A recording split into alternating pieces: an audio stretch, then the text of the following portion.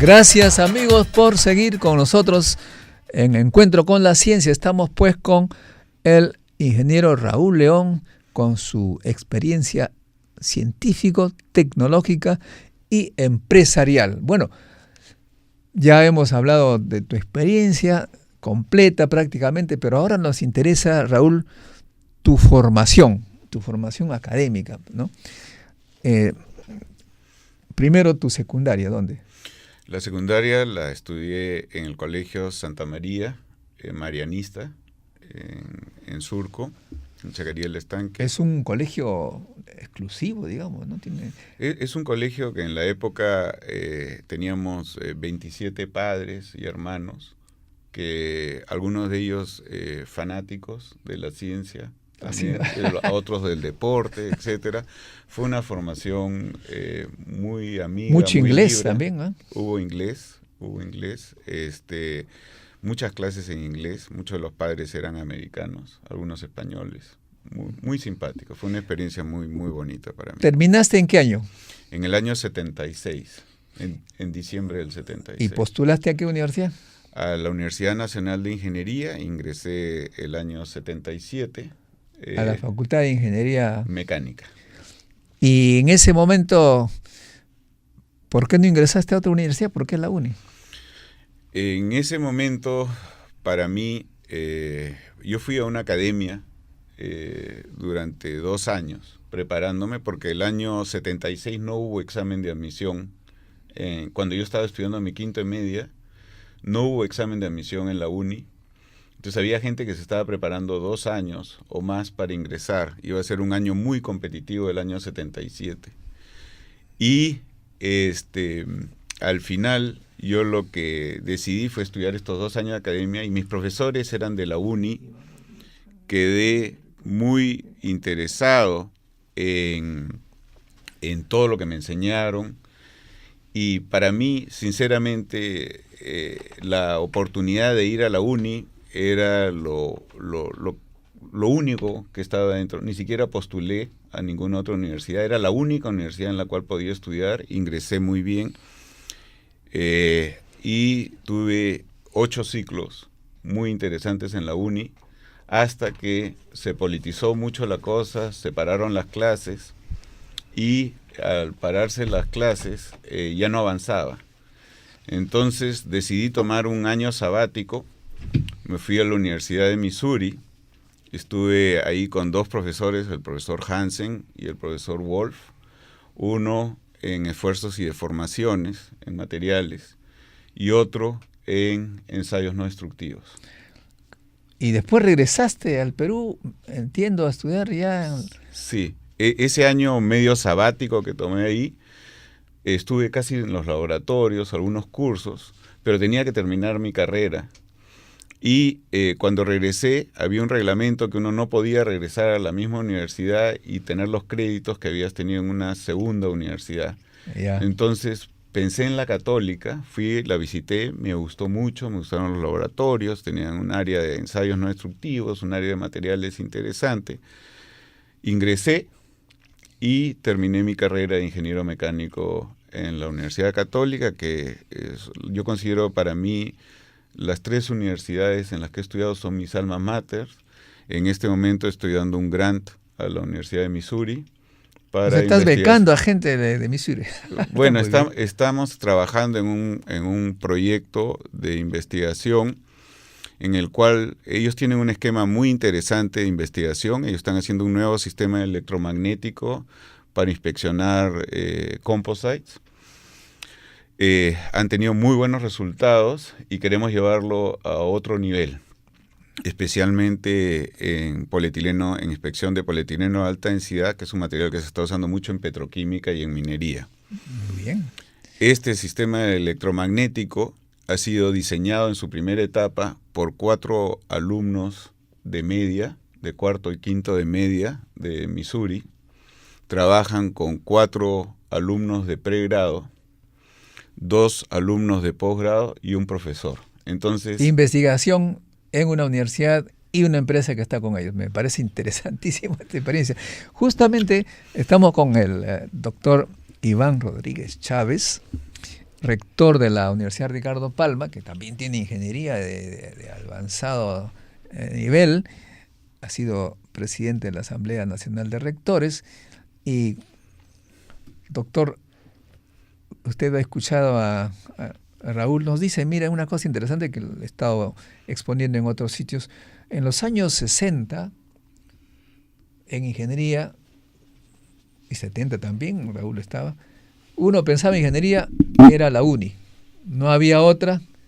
Entonces allí se encontraba gente de colegios exclusivos, como Raúl, venía de Santa María, con inglés, cursos de inglés de secundaria, y también se encontraba gente como Modesto Montoya, que venía de los colegios estatales, donde no sabía nada de inglés, un poco de quechua. Pero era una experiencia interesantísima, porque toda la sangre, como diría José María Argueda, se juntaban y hacían pues experiencias muy, muy, muy bien. A partir de los 70, como dice Raúl, ya un poco que la política, el Estado abandonó a las estatales y comenzó a haber una especie de burbuja en todo tipo de universidades. Usted que conoce toda la historia, resúmanos brevemente, por favor, cómo ve la evolución de la universidad desde los años 60. Bueno, la década del 60 es sumamente importante en la historia de la educación peruana, porque ahí se produce una especie de explosión. Y, por ejemplo, había muy pocos colegios. Esos colegios nacionales comenzaron a crear lo que se llamaban anexos, y después los anexos se han convertido en colegios nacionales, y los anexos funcionaban en casas. De tal manera que esta es una época con esas características. Antes se habían creado las unidades escolares que tenían la primaria, tenían la técnica, la comercial, muy la prestigiosas, secundaria, sí, además con talleres, que ahora todo está abandonado y todo está destruido. Es una lástima, ¿no? Toda la educación técnica ha sido completamente abandonada por el Estado. Entonces, a nivel de universidades, pues también comienzan a aparecer. En la década del 60 se crean como 20 universidades, entre nacionales y privadas. Había más nacionales que privadas. Ahí aparece al final de la década Ricardo Palma, justamente yo me acuerdo, sí, cuando estaba en la UNI, Gerardo Ramos y otros colegas nos hablaban de que estaban participando en la creación de una... Sí, claro. ¿Cómo fue? Sí. ¿Quiénes crearon la universidad? El gobierno del general Velasco, que cerró una universidad y se vio con el problema de los miles de alumnos que estaban. Como dice Raúl, sí, que no había examen de admisión, 76, ¿no? Bueno, y el hecho es que crea la Universidad Ricardo Palma con decreto ley y traslada a todos esos alumnos de la universidad cerrada, ¿no? De la universidad clausurada. Pero nuestra universidad nace justamente en las áreas de las ingenierías, ¿no? Arquitectura y las ingenierías. Y se convierte en una prestigiosa universidad, incluso en biología. Me acuerdo que era considerada lo mejor en biología. Por supuesto que sí, ha ganado sus espacios porque efectivamente comenzaron a aparecer problemas en las universidades nacionales. Yo estudiaba en San Marcos, vengo de San Marcos y puedo dar fe de cómo era la universidad con los profesores que venían desde atrás con una calidad no solo académica, sino eran unos señores en todo aspecto. Y también los alumnos, como decía hace un momento, eran de todas las clases sociales. No solo eso, pero sobre todo había, digamos la verdad, más bien de la clase pudiente, porque la universidad no entraba mucho pobre, sí, digamos, ¿no? Claro, ahora se ha popularizado la universidad, más que se ha democratizado, se ha popularizado. pero para bien, no es para mal. Lo que yo he estudiado con alumnos norteamericanos y con alumnos extranjeros ahí en San Marcos, porque venían muchos alumnos a estudiar. El problema es que después... En la agraria me acuerdo que conocía, yo tenía, estudiando en la UNI, venían venezolanos que estudiaban en la agraria para que yo les enseñara física, claro, porque querían avanzar un poco más. Ese perfil de universidad que reúne a todos está subsistiendo en la agraria. Porque parece, a la agraria van de colegios de primera, de los binacionales, de los que pagan $1,000 por armada, ¿no? Están yendo. Pero déjame que te diga sí, que en los años 70 conozco casos que iban a la agraria los hijos de hacendados porque se tenían que ocupar de su hacienda.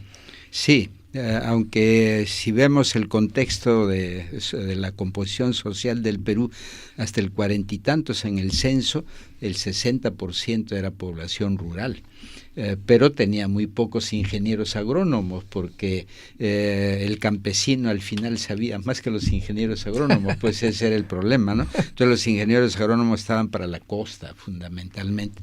Pero aparte de eso, lo que quería decirles es que la universidad va sufriendo deterioros, y el deterioro comienza con esa intervención producto de del decreto ley 17437 que se da en el 69, y que se cambia totalmente el modelo de universidad y se introduce en el Perú la influencia de la universidad norteamericana, semestralización, currículo flexible, departamento académico, la destrucción de lo que era la cátedra, la eliminación de las facultades sustituida por programas. Esa fue una experiencia traumática para las universidades, porque hasta ese momento tenían 400 años de experiencia en una organización facultativa de la tradición hispano-francesa, ¿no? Entonces, ¿qué es lo que pasa? Eso las universidades tienen que aprender, entran en un ensayo, ¿no? Y cuando ya están otra vez adecuándose, sale la otra ley y retorna a un sistema que es mixto, que tenemos la facultad con el departamento académico, la semestralización. Sancochado. Que yo digo, la semestralización sí ha empobrecido la formación académica. Pero yo ¿no? creo, disculpe que lo interrumpa, lo más grave para mí es que el Estado abandonó a la universidad estatal. Por supuesto. Porque me acuerdo cuando yo estudiaba, el profesor ganaba $3,000, $2,000, compraba su casa, su auto el mismo año que comenzaba a trabajar. Yo tenía profesores de varios países, alemanes, franceses, de otros países más, no me acuerdo, ya Balfour Merovich, varios, y estaban muy bien, Frenhorst, alemán, etcétera, y de repente los salarios se convierten a reducir hasta llegar a $100, $200, y francamente con eso ya terminó la universidad. Bueno, habría que recordar algunos nombres, aunque puedan no ser gratos para algunas personas, ¿no? Yo hablo del universitario. Luis Alberto Sánchez promovió una ley, la ley que se publicó en 1960, y él fue rector, y ahí es donde, y a la vez era senador, entonces ponía buenos presupuestos para las universidades. Pero todo ese paraíso, efectivamente, yo he tenido profesores que me decían, ellos pudieron comprar su casa, comprar su automóvil, pero después me decían que no les alcanzaba ya ni para sostenerlo. Comenzaron a vender sus casas, a irse a departamentos, a dejar o trabajar en varias universidades, sí. Comenzaron también. También. Bueno, entonces en esa década del 70 viene esa situación de experimento de una nueva organización administrativa, académica, pero a la vez, como se había creado el CONUP pues se estandarizó, puso un plan de estudios general para las universidades, un estatuto general para toda la universidad peruana, y comenzó constituido por los rectores de las universidades más antiguas, más 2 de las universidades privadas, pero después terminó intervenido, entonces una sola persona manejó todas las universidades del Perú, y el problema de las rentas, ¿no? Pero ese fue un descalabro, porque era un desarmar la universidad para rearmarla, y tanto desarmarla como rearmarla cuesta dinero, y el Estado no invirtió ese dinero. Ahora, el 80 y el 90 tenemos otras situaciones sociales que afectaron tremendamente a la universidad, ¿no? Las dos épocas de violencia, la universidad peruana fue afectada tanto en sus profesores, en sus alumnos, también en sus trabajadores y en sus instalaciones. Muchas instalaciones de las universidades fueron objeto de destrucción por la violencia. como también las viviendas universitarias, ¿no? Que igualmente fueron cerradas, clausuradas, en algunos casos hasta objeto de intervención de las Fuerzas Armadas. Así es que ese intervencionismo también afectó el desarrollo académico, no se podían hacer muchos programas de investigación, de proyección social, de promoción comunal, todos se dejaban porque había que pedir autorización a las comisiones cívico-militares, y ellas por la violencia no ni recomendaban ni autorizaban. Entonces se paralizaron muchísimos programas de servicio a la comunidad, de investigación, de desarrollo, ¿no? Y luego pues que entramos a esta época en que desde el 2000 la Universidad Peruana comienza a recuperarse.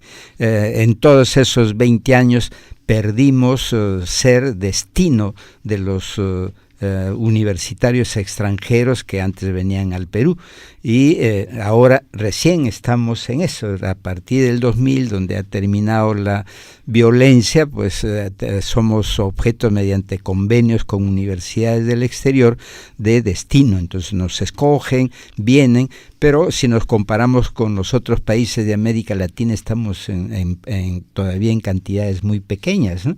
A México, a la Argentina van por miles, y acá todavía creo que estarán viniendo por cientos.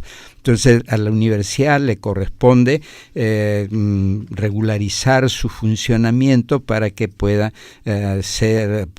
entrar en esos programas de internacionalización de ida y vuelta, ¿no? Que nuestros alumnos vayan al exterior, pero que también vengan los alumnos extranjeros acá, porque tienen muchísimas virtudes, muchas cosas positivas sobre las cuales puedan influir en nuestros estudiantes. Les podría decir, en nuestra universidad tenemos convenios con universidades francesas, italianas, austriacas, españolas y de América Latina. Pero entonces, sí, también de China tenemos hasta dos universidades, y por promociones que vienen por un año. Disculpa, voy a la URP, pregunto por alguien y me responde alguien con acento extraño, ¿dónde? Brasileros, portugueses. Sí, tenemos profesores. Sí, y tenemos también desfiles de profesores que vienen de otros países por ciclo de charlas, que también les hace mucho bien a nuestros alumnos. Pero por ejemplo hay una alumna francesa que ella no solamente asiste a sus clases, participa en todas las actividades artísticas, deportivas, se ha incorporado tanto y se ha identificado tanto con la universidad que ha entrado a la selección, va a participar en las olimpiadas universitarias, ¿no? Que eso les contagia a nuestros alumnos, porque a veces el alumno está con indiferencia, con frialdad, con cuestiones tibias que solo el estudio, y cuando ven esto, como los mexicanos la vez pasada hicieron la celebración del Día de los Muertos delante de todos, convocando, llamando, hasta fue el consejero cultural de la Embajada de México. Entonces eso ven los alumnos peruanos. Entonces se está convirtiendo de nuevo en una universidad internacional. Y la ley que nos ha caído así, la ley, eso va, primero que nada, una pregunta concretísima. ¿En qué va a afectar a la Universidad Ricardo para mejorarla esta ley? Bueno, en primer lugar diría que respecto al régimen de la universidad privada, las normas están respetando ese régimen y están declarando o están estableciendo los dos modelos existentes en el Perú, el de la Universidad Nacional y el de la universidad privada. Entonces, en ese sentido, la ley ha respetado esas dos delimitaciones. El asunto está en la superintendencia por su composición, su designación, las normas con que nos van a gobernar, ¿no? Las universidades en adelante vamos a ser gobernadas con decretos supremos, y el problema fundamental está en las atribuciones que se le ha dado. Entonces ahora no hay una universidad autorizada en el Perú desde que salió la ley, desde el 10 de julio. Entonces todas tenemos que entrar en un proceso de licenciamiento, pero esos son pues efectos retroactivos de una norma. Al derogar completamente la ley 23733, está también dejando sin partidas y sin identificación a las universidades, comenzando por San Marcos, que es la universidad más antigua que la República tampoco existe, ¿no? Y ninguna universidad existe, y me parece que eso es un exceso, porque en un estudio detenido, tranquilo, han debido de ver que, por ejemplo, ese artículo 97 no podría haber sido derogado, ¿no? Pero ojalá que se corrija. Entonces nuestro compás de espera son las normas a nivel reglamentario para ver si efectivamente el objeto es de controlar la calidad sin que eso signifique una vulneración de la autonomía de cada universidad, ¿no? Bueno, o sea que esperemos pues que, para mí, yo he hecho un análisis muy leve porque no soy experto en leyes, no contribuye con mejorar la calidad de de la investigación en las universidades.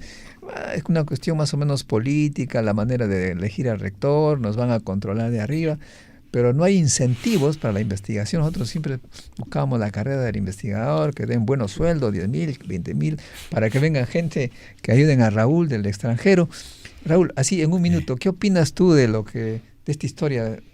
¿La reconoces, esa historia de la universidad? Es verdad, es la historia que yo he vivido en toda mi época, mis grandes profesores, y como ahora, siguen habiendo algunos grandes profesores en las universidades, pero es cada vez más difícil para ellos poderse mantener en esa situación. En caso de la ley universitaria, coincido totalmente con el doctor. Bueno. Sí, efectivamente, lo que más importa ahí es el financiamiento, y hay una ausencia total en la normatividad de eso, porque para promover y fomentar, yo les diré que en toda la historia de las constituciones y de la legislación peruana sobre educación, siempre se pone fomentar, promover, y nunca se dice es obligación del Estado. Como dijo una vez el amigo Isaac, como estoy hablando del nombre ya, de los amigos, deben poner la plata donde ponen la lengua. Claro. Sí, por supuesto. Entonces, acá se está desmontando la universidad, pero desmontarla cuesta. Y otra vez rearmarla también cuesta. Entonces, si no está acompañado de una inversión, es decir, sí, yo considero que se va a ocasionar un retroceso en la educación que nos va a costar unos 30 años recuperarnos. Bueno, ayer en Radio Programa del Perú estuve conversando con Raúl Vargas y la Red Internacional de Ciencia y Tecnología, y hemos propuesto nosotros la creación de la Universidad Científica Internacional, que significa que los profesionales peruanos que están en el extranjero y amigos del Perú vengan a dar cursos así en serie, no cursos paralelos, sino toca el curso de Matemáticas 1, viene un profesor en 3 semanas, dicta ese curso y viene el siguiente, y él se regresa a su universidad, del MIT, donde fuera, y viene el siguiente, de modo que tendríamos los mejores profesores, y al momento de investigar se puede investigar acá y allá en los laboratorios. Esto de Universidad Científica Internacional no significa que vamos a crear otro, pero bien la Universidad Ricardo Palma puede adoptarla y crear carreras de esa naturaleza. ¿Es posible esto? Sí, todo es posible, pero en los términos que de algún modo está funcionando en Cayetano Heredia, ¿no? Por ejemplo, con el doctor Alberto Bustamante y los laboratorios gemelos. Carlos. Carlos, que el asunto, el costo no lo asume pues el Perú, el costo lo está asumiendo la universidad donde él trabaja. Entiendo que van a venir, es como Ricardo Palma, que reconstruyó la biblioteca sin el presupuesto del Estado, valiéndose de su prestigio, y por eso ese epíteto del bibliotecario mendigo. Así es. Bueno, amigos, desafortunadamente se acabó el tiempo. Qué pena. Veremos pues en otra oportunidad más sobre el tema.